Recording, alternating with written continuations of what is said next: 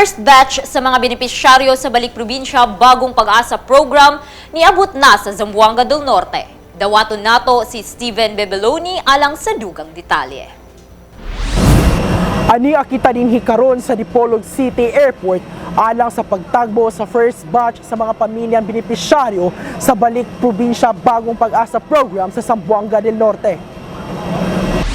Niabot na sa Zamboanga del Norte ang first batch sa mga pamilyang benepisyaryo sa Balik Probinsya Bagong Pag-asa program kaniadtong Disyembre 23 ug 24 ning tuiga. Gilangkuban kini og 19 ka pamilya o 70 ka individual diin 12 ka pamilya niini ang miabot sa Disyembre 23 ug 7 ka pamilya niini ang miabot sa Disyembre 24. Human sa pagtagbo sa mga benepisyaryo sa Dipolog City Airport, usa ka simpleng programa ang gipahigayon sa Zamboanga Del Norte Convention and Sports Center nga gitambungan mismo nila unang ginang Evelyn Uy kinsa maoy mirepresentar ni Governor Roberto Uy, Dipolog Mayor Darrell Dexter Uy, Kalawit Mayor Salvador Antojado, kauban ang mga opisyales sa LGU Kalawit. Ingon man sa mga opisyales sa nagkadaiyang ahensya sa gobyerno nga naglangkob sa DSWD, DTI, DA, DNR, TESDA, DILG, DAR, DOST, DOLE, DICT ug DBM.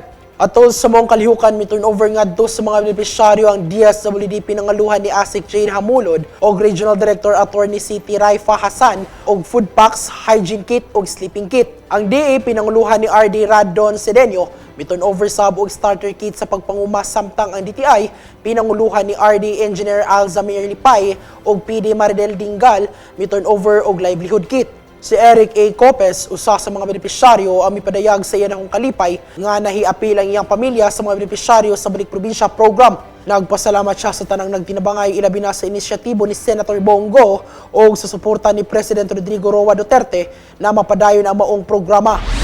Salamat kayo sa government sa Zamboanga Del Norte sa tanang mga nagtinabangay aron mapadayon ang ilang programa. Ako, lipay kayo, bisag na nabili na akong pamilya bisag nabili na akong anak duha sa kuan. Medyo goal man ko, pero lipay ka po kay aron siyempre makatabag ta sa atong bayan kay mamayo na lanop province Mindanao, ato man ni Mindanao. Siyempre dili ta magpuyo sa Maynila, di man kita taga Maynila. Amo nga niuli mi dire para magtinabangay ta. Karon nanami, nalipay ko kay nakita na ako ang kalipay sa mga government pagdawat sa ilang pagdawat namo. Perting kuan kayo sila, excited po sila nga nalipay sila na naabot mi dire. Kami sad mo sad nalipay sad may mga Balik Probinsya program, mga sa tanang mga benepisyary. Salamat gid kayo. Salamat sa Ginoo. Salamat sa ating mahal na pangulo. Sumala ni Dionalisa P. Serelia nga nawad-an sila og trabaho gumikan sa pandemya, busa haskang lisura sa ilang kinabuhi didto sa Manila.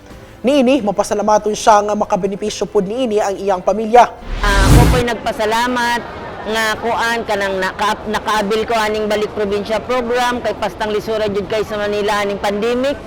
Muning ang ako ang pagpasalamat ani kay Presidente Rodrigo Roa Duterte at saka kay Senador Bongo. Daghang salamat kay sa inyo ang pagtabang sa amoa para makauli mi karon dire. Ang trabaho na ako dito sa Manila sa una kuan, labandera ko. Then akong ba na construction, contractor siya sa construction. Kanang nag-start ang pandemic, nawalan min tanan trabaho mi tanan. Pasalamat lang mi kay nain nang hatag sila og ayuda nga yung 16,000 nang ipanghatag nila sa amoa nang kahit paano nakasurvive mi dito.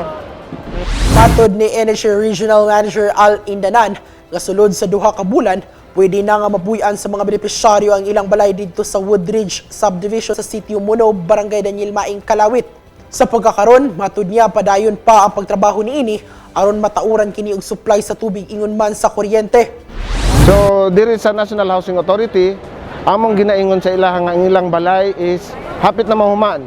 Ngayo lang mig duha ka bulan para ang atong mga facilities o ang mga tubig o ang kuryente, kung walay kuryente, magbutang sa tag solar lights, solar street lights, para hayag pod ilang pagpuyo dito. Samtang ang uban sa mga pamilyang benepisyaryo, temporaryo usang mupuyo sa ilang kaparintihan ug ang uban kanila, muabang og temporaryo nilang kapuy-an.